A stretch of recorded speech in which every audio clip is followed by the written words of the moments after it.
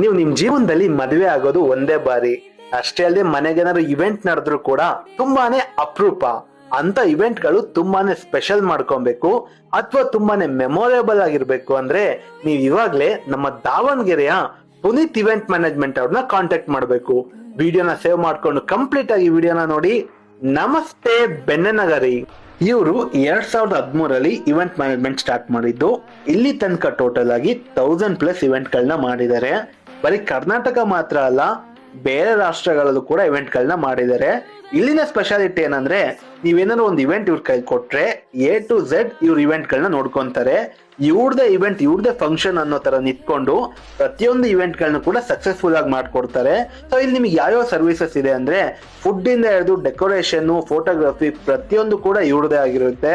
ನೀವು ಯಾವ ಒಂದು ಸ್ಟೈಲ್ ನ ಫುಡ್ ಬೇಕು ಅಂತ ಹೇಳ್ತಿರೋ ಅದು ಕೆಟರಿಂಗ್ ಸರ್ವಿಸಸ್ ಇವರೇ ರೆಡಿ ಮಾಡ್ಕೊಡ್ತಾರೆ. ಡೆಕೋರೇಷನ್ ಯಾವ ರೀತಿ ಬೇಕು ಅಂತಿರೋ ಅದನ್ನು ರೆಡಿ ಮಾಡ್ಕೊಡ್ತಾರೆ.